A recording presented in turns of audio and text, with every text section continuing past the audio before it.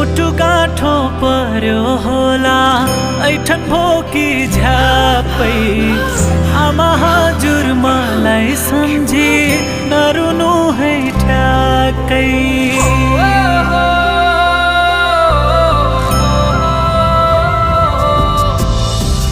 रुँदा रुँदै मुर्छा पर्लिन् तिमीले सासा भर्नु छिमेकीलाई बोलाइदिनु ओखती